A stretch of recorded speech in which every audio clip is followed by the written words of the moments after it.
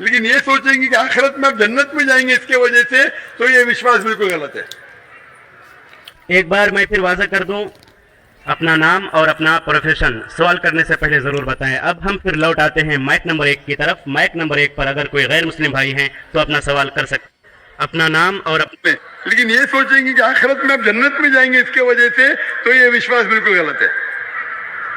एक बार मैं फिर वाज़ा कर दूं, अपना नाम और अपना प्रोफेशन सवाल करने से पहले ज़रूर बताएं। अब हम फिर लौट आते हैं माइक नंबर 1 की तरफ। माइक नंबर 1 पर अगर कोई गैर मुस्लिम भाई हैं तो अपना सवाल कर सकते हैं माइक नंबर 1 से। पहले मैं आपको प्रणाम करता हूं, मेरा प्रणाम को आप स्वीकार करें। किशनगंज की पावन धरती पे आप आए हैं, आपका अभिनंदन है, स्वागत है। मैं क्वेश्चन करने से पहले एक बात बता देना चाहता हूं कि मेरा नाम है मनीष कुमार जालान, मेरी प्लाईवुड की फैक्ट्री है और उसमें हम 3 पार्टनर हैं, एक मुस्लिम पार्टनर भी उसमें है। मेरा बिजनेस 18 साल से उनके साथ है। कभी धर्म के कारण कभी कोई कंट्रोवर्सी हमारे बीच में नहीं आई है और भगवान के आशीर्वाद से मैं चाहता हूं कि आगे भी नहीं आएगा। मेरा प्रश्न आपसे है कि सनातन धर्म और इस्लाम में क्या समानता है, उसके बारे में मुझे थोड़ा सा क्लियरिफिकेशन।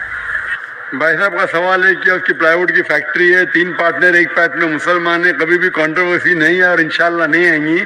उनका सवाल है कि सनातन धर्म और इस्लाम में क्या यकसानियत है, वो जानना चाहते हैं। हिंदू मजहब की सबसे अहम किताब है वेदा। दयानंद सरस्वती ने सनातन धर्म को और आम किया और वो सही कहते हैं कि हमें मानना चाहिए वेद सबसे ऊंची किताब है। स्मृति और श्रुति, श्रुति मतलब जो भगवान की तरफ से, स्मृति मतलब जो इंसानों ने लिखी है। श्रुति में आता है वेद और उपनिषद। तो सनातन धर्म के मुताबिक और इस्लाम के मुताबिक भी आप देखेंगे दोनों में खुदा के बारे में, ईश्वर के बारे में, अल्लाह के बारे में जो लिखा है वो यकसा है। आप जो पढ़ेंगे छंदोग्य उपनिषद चैप्टर नंबर 6 सेक्शन नंबर 2 श्लोक नंबर 1 में लिखा हुआ है संस्कृत में, एकम एविदित्यम, खुदा एक है, भगवान एक है, दूसरा नहीं है। लिखा है सुतसतर उपनिषद में चैप्टर नंबर 6 श्लोक नंबर 9 में, नाचस से कसिज जनिता न चदीपा, कि उस ईश्वर का कोई रब नहीं, उस ईश्वर के कोई वालिदैन नहीं, उससे ऊंचा कोई नहीं, उसका कोई वालिदैन है, कोई वालदा है। लिखा है सुतसतर उपनिषद में चैप्टर नंबर 4 वर्स नंबर 19 में, न तस्य प्रतिमा अस्ति, उस ईश्वर की कोई प्रतिमा नहीं। प्रतिमा संस्कृत लफ्ज है जिसके मानी अक्स, picture, painting, photograph, idol, statue, sculpture. तो लिखा है उस ईश्वर, उस भगवान की कोई प्रतिमा नहीं, कोई अक्स नहीं, कोई पिक्चर नहीं, कोई पेंटिंग नहीं, कोई पोर्ट्रेट नहीं, कोई आइडल नहीं, कोई स्कल्पचर नहीं, कोई स्टैच्यू नहीं। आगे जब आप पढ़ते हैं ये सारी चीजें कुरान में भी लिखी है, मैं उसके ऊपर आऊंगा। ये है ईश्वर के बारे में जो लिखा गया है। उसी तरीके से अब आगे जब पढ़ेंगे यजुर्वेद चैप्टर नंबर 40 वर्ष नंबर 8 और 9 में, उसमें लिखा है अंधात्म प्रविशंति या असंबुद्धि उपासते। अंधात्म मीन्स अंधकार, प्रविशंति मतलब दाखिल होना, अंधात्म प्रविशंति या असंबुद्धि उपासते, वो अंधकार में दाखिल हो रहे हैं जो लोग असंबुद्धि की पूजा करते। असंबुद्धि मतलब नेचुरल थिंग्स लाइक हवा, पानी, आग, जो नेचुरल थिंग की पूजा करते हैं जैसे हवा, पानी, आग, वो अंधकार में दाखिल हो रहे। और वो श्लोक का कंटिन्यू होता है, वो लोग और घोर अंधकार में दाखिल हो रहे जो संभूति की पूजा करते। संभूति मतलब इंसान की बनाई हुई चीजें, टेबल, चेयर, आइडल, मूर्ति, इसकी पूजा करेंगे तो और घोर अंधकार में दाखिल होंगे। और लिखा है ऋग्वेद में जिल्द number 1 hymn number 164 verse number 46, एकम सत्य विप्र बहुधा वेदांते, सत्य एक है, खुदा एक है, एकम सत्य विप्र बहुधा वेदांते। लोग, विद्वान लोग उस ईश्वर को कई अलग नाम से पुकारते हैं, ईश्वर को कई अलग नाम से पुकारते हैं।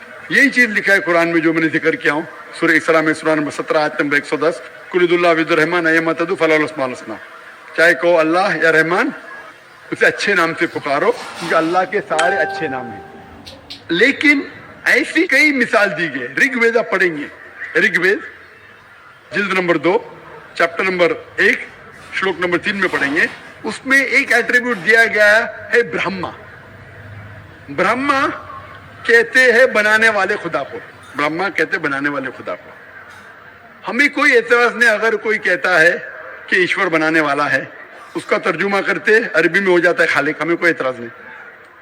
लेकिन अगर कोई कहता है कि ईश्वर वो ब्रह्मा है जिसके 4 सिर है, हर सिर पे मुकुट है, तो हम मुसलमान उस पर एतराज करते हैं, क्योंकि आप भगवान को अक्स दे रहे और आप Yajurveda chapter number 32 shloka number 3 के खिलाफ जा रहे। ना तस्य प्रतिमास्ति, उस ईश्वर की कोई प्रतिमा नहीं, आपने प्रतिमा दिया तो गलत किया।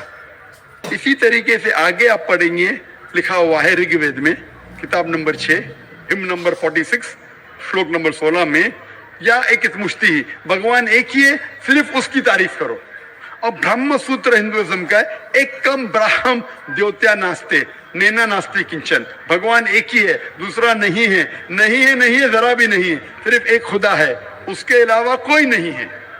अगर कोई मुसलमान से पूछेंगे कि सबसे बेहतरीन क्या डेफिनेशन है खुदा की, अल्लाह की, वो जवाब आपको देगा सूरह इखलास सूरा नंबर 112 आयत नंबर 1 से 4, जिसमें लिखा है कुल हुवल्लाहु अहद, कहो कि अल्लाह एक है, अल्लाह समद, अल्लाह जो बेनियाज है, लम यलिद वलम यूलद, ना वो किसी को जना है ना किसी से जना है, वलम यकुल लहू कुफुवन अहद, उसके जैसा कोई नहीं है। ये 4 लाइन का डेफिनेशन है कुरान मजीद में सूरह इखलास सूरा नंबर 112, जिसमें अल्लाह ताला फरमाते कुल हुवल्लाहु अहद, कहो कि अल्लाह एक है, अल्लाह समद, अल्लाह जो बेनियाज है, लम यलिद वलम यूलद, ना वो किसी को जनता है ना किसी से जना है, वलम यकुल लहू कुफुवन अहद, उसके जैसा कोई नहीं। अगर कोई भी चीज को आप कहते हैं खुदा है, भगवान है, ईश्वर है, अगर ये 4 लाइन के डेफिनेशन में उतरता है, हम मुसलमान को कोई एतराज नहीं मानने के लिए कि वो ईश्वर है कि वो खुदा है।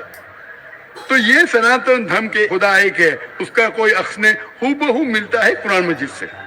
लेकिन मैं एक स्टेप आगे जाता हूं, यहां तक कि तो सही है, दयानंद सरस्वती ने कहा ईश्वर के बारे में, मैंने मान लिया, मैंने थोड़ी और रिसर्च किया।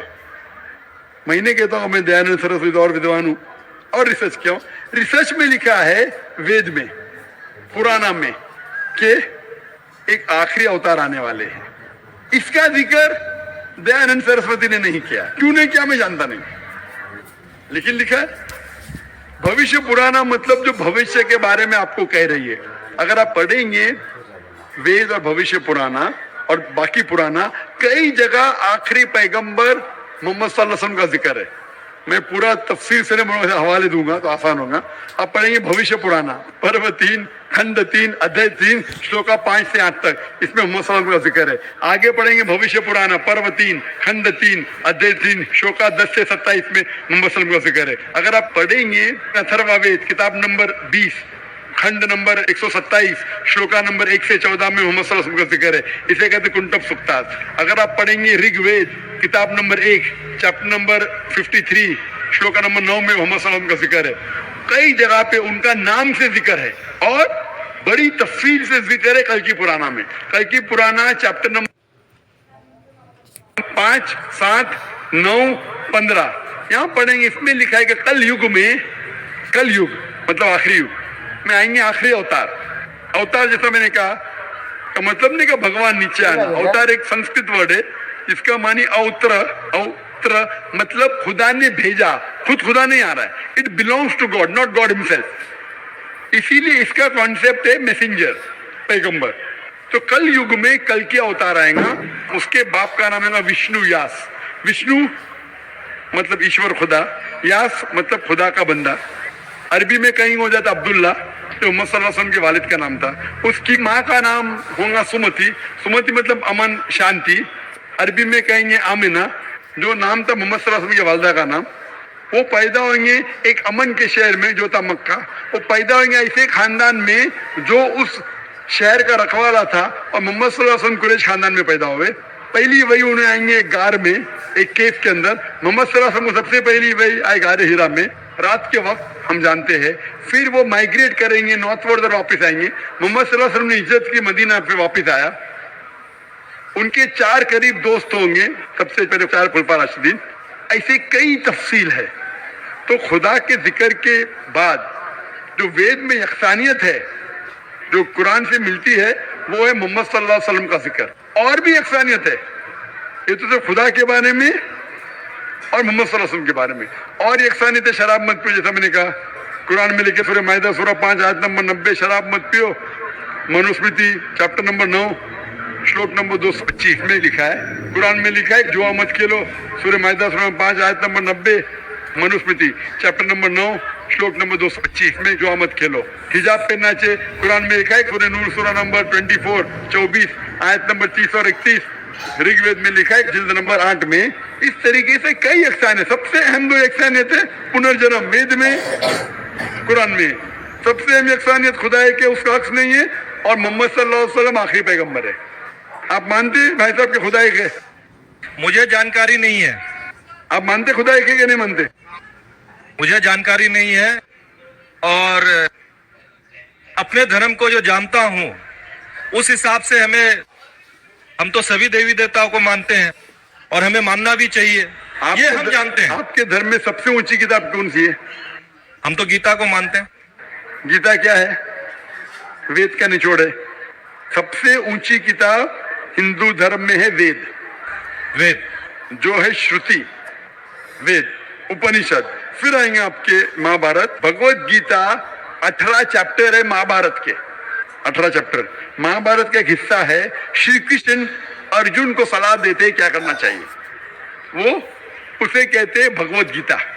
आप समझे ना? कहते ये निचोड़ है वेद का, लेकिन वेद तो पहले समझो आप, बराबर ना? तो वेद में जब लिखा है इतना खास तौर के भगवान एक है, तो आप क्यों इतने देवी देवता में मानते नहीं? ये तो आपको तहकीक करना पड़ेगा ना।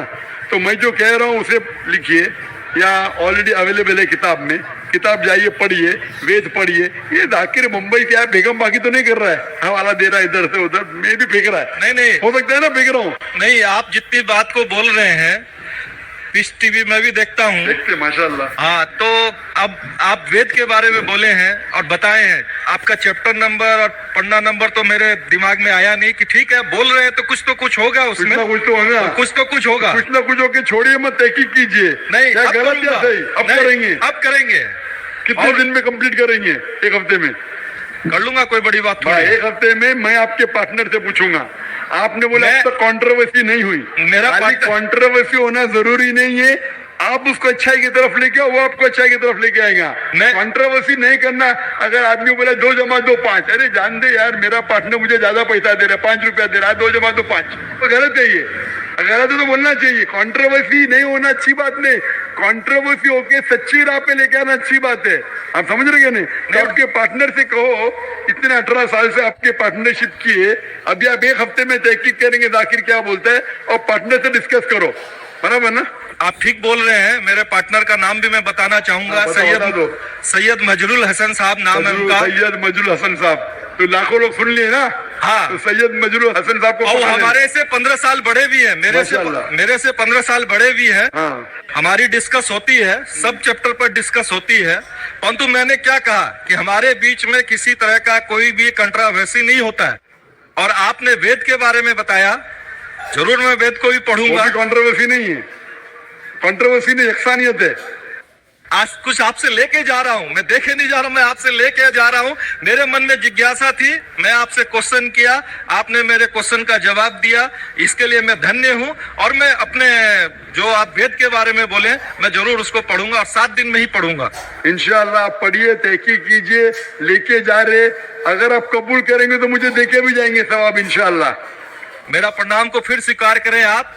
इसी के साथ मैं अपने शब्दों को विराम देता हूँ। माइक नंबर 3 पर अगर कोई गैर मुस्लिम भाई हैं तो अपना सवाल कर सकते हैं। आदाब डॉक्टर जाकिर साहब, मैं पिंटू, मेरा प्रोफेशनल स्टूडेंट हूँ। मैं बंगाल इस्लामपुर से बिलोंग करता हूँ। तो मेरा सवाल आपसे ये है सर कि जो लोग अल्लाह के राह में शहीद हो गए वो जिंदा हैं या के मुर्दा? और सर एक बात इस सवाल में अगर छोटी सी और भी बीच में